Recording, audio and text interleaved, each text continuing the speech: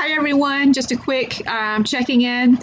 Some of you have been online trying to get into Cengage tonight. As you know, if you were at class on Tuesday or if you read the class schedule, then you would have seen or heard that tonight was your night to get into Cengage and make sure that we get all of those those initial to-do things out the way. Primarily, the important piece of everything is getting into Cengage. So kudos to all of you who have been working through that. Just wanted to kind of review some of the basics where we are as of tonight, now that we've been in class a couple of days. So I'll just jump right in. Again, this is going to be very foundational information, and if you are savvy with Blackboard and you've taken a few classes, you may be able to say, okay, Dr. Delmore, I've done all of that. But if this is a new course for you, as far as in a new, maybe you haven't taken classes with Columbus Tech before, or you haven't used Blackboard, maybe you haven't used Cengage, it would be worth your while just to kind of look at some of the foundational items that I'm about to review with you. So we'll jump right in. This is the announcement board, and this is the initial announcement you had or you saw once you acknowledged your syllabus. Once you've acknowledged your syllabus, you'll see that the very important things is to look at the course schedule and then go into your content and assignments. Those are the two important folders for you to look at and make sure you're familiar with.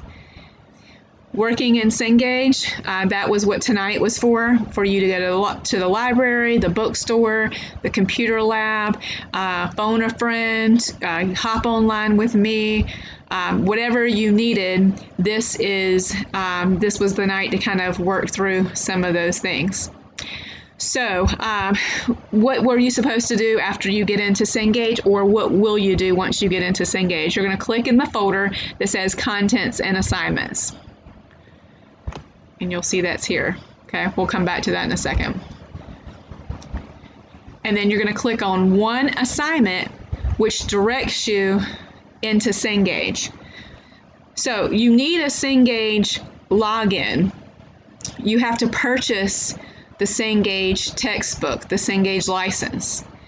That allows you to get into Cengage. But how do you link to this specific textbook? That's the directions there, but I'll also show you. So let's go back to content and assignments. Essentially, once you've paid for the license and you have a username and password, the main thing that you need to do is to, and hold on, I've got this in student view, so I've got the same restriction that you guys have where you've got to do the acknowledgement, right? So let me just go in and do that. Get my little video out the way. I'm going to hit begin. Okay, so you have to do that, and then once you do that, then it allows you to see the class. Sorry. Okay, just get that out the way. So you can't see anything until you acknowledge the syllabus. And then when you click on Content and Assignments, essentially what you're doing, you've purchased the Cengage license, which is the textbook, and you've got a username and password. But now you have to connect to the textbook. So in any of these folders is a link to the Cengage book. You just need to find one of the links. It doesn't matter which one. Here in the Cengage instructions, right? And here's even a phone number for you if you need help with that. You can click in here and you see a link to the textbook. If you click this link, now I've already logged in, so it remembers my username and password. It's taking me directly to the textbook. Okay, so I'm going to X back out of that. So I went into Content and Assignments, I went into the Cengage instruction, and I clicked on the textbook. When you do it for the first time, it will prompt you to put in your username and password or to create a username and password. Then you're linked to the class or to the book. That puts you in the grade book. After you link one time, you will always link directly to the textbook. The first time you're just getting the license and the username and the password and all that entered. This link is connecting your Blackboard class to the Cengage textbook. So once you do that once, any link takes you to Cengage. So let's go into another folder. So, for example, if you go into Module 2, you go into Graded Assignments, you can click on any of these Cengage assignments, and it will take you into Cengage. Now, if you haven't ever logged in, again, it's going to do the same thing that that other link did. It's going to ask you for your username and password. So this is what you need to be working on if you haven't done so already. Purchase the Cengage license. Can't use a trial, because if you use the trial, you're going to be in hot water after a couple of weeks, okay? You're going to lose your grades, your assignments, your work. So you need to go ahead and make sure that you've purchased Cengage, which I think most people got their funding yesterday. So you've purchased Cengage, you've come into this Blackboard account, and you've clicked on a link, username and password. Bam, it's like magic. You're in the gradebook. Everything you do in Cengage is now going to connect to your gradebook. Okay? So I'll just pause for a second and think about that. If you have any questions, you can hop online and ask me. Just shoot me a quick email. We'll try to do probably another conference on Tuesday. Okay, so you'll see here, you're not relying on the free trial.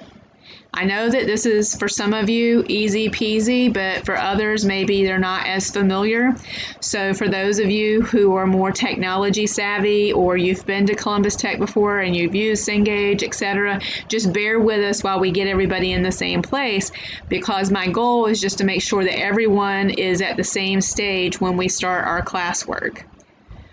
So that's why we're kind of going slow and low until we get everybody signed up into Cengage. So again, you're going to log into Cengage, you've linked, now everything's working, okay? Now you're viewing the orientation video, which is here, how to use Blackboard. If you know how to use Blackboard, great. If you think, hey, I might learn something new, even though I think I know everything about Blackboard, this is a great video, okay? And then you just start everything in the introductory folder. So let's go back up and see what we're working on. Content and assignments. So your first module, introductory assignments and activities.